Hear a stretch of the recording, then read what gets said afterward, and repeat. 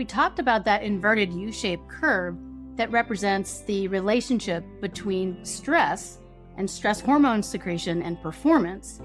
And what's really interesting is when you look at the different regions of the brain we've been talking about, they follow completely different paths depending on how much stress and stress hormone exposure they face.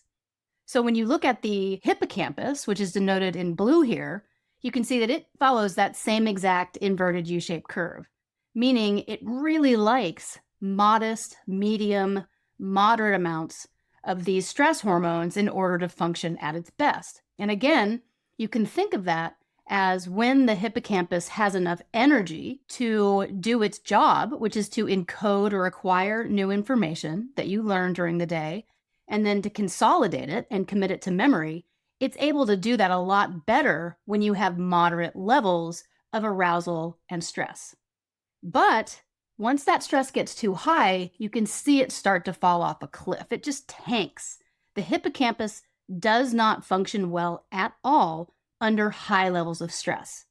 So if you've ever gone to take a test and you know the material, you studied really hard and you know this material, and then you sit down to take the test, you're highly stressed out, and boom, your mind goes blank and you can't remember anything, that is likely, at least in part, the hippocampus being flooded with cortisol and being unable to retrieve all of the information that you had studied so hard in order to learn the material for the test. Actors and actresses will talk about going up on stage where they've learned their lines, they're totally memorized, but then they get on stage and boom, it's just gone. Their minds are just blank. Again, not the only, but one of the culprits there is almost certainly the amount of stress that their hippocampus is saturated with, the amount of stress hormone and stress hormones like cortisol, that is. But when you look at the amygdala, it just ramps up and up and up and up with stress. The more stress it faces, the more cortisol molecules that are binding to the amygdala, the better it functions. But remember, its job is primarily to track and encode only the negative. These are emotions like anxiety, things that you fear, things that stress you out, maybe even things that make you really angry. So as you're getting stressed, your brain is prioritizing just these threatening objects or events in your environment. And if you think about it, that makes a great deal of sense because when you're highly stressed, you might be in danger. Stress is there to tell you something. It's trying to protect you. So you should be orienting, looking around your surroundings, trying to figure out what the threat is, and then eliminate it one way or the other. So it makes a lot of sense that your brain would really hone in on and prioritize just the negative and threatening. However, again, because stress in our lives isn't just acute, it becomes chronic.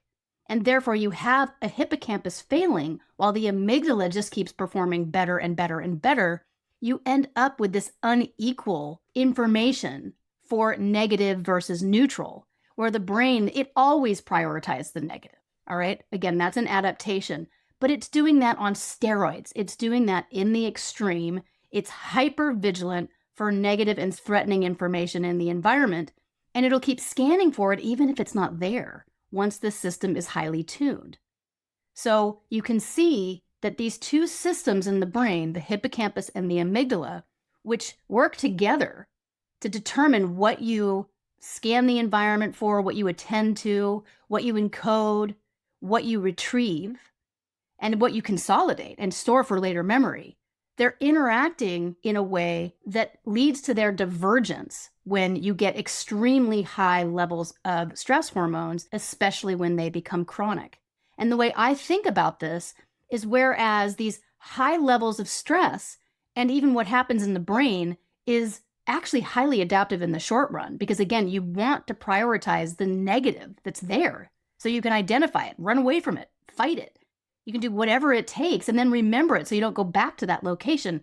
This negativity bias, which is what we call it in the lab, is very adaptive early on because it helps you survive. But again, if the stress goes on and on and on and on, and we only attend, or we much more often attend to the negative rather than the neutral or even the positive, your brain starts to learn that negativity. And it then wires up to look for more negativity and to remember more negativity. And because the brain is an association machine, over time, if you're chronically stressed, you'll start to prioritize only the negative. And that's what leads us into an increased risk for anxiety disorders and cases of clinical depression, both of which are characterized, at least in part, by this exaggerated negativity bias. Meaning it's really hard to let go of things that are emotionally negative, whether they're anxiety producing or sadness producing. Your brain gets locked in, and because these structures that we've been talking about start to physically rewire, then you are biologically predisposed to become sadder or more anxious, which makes you sadder or more anxious, and round and round and round you go.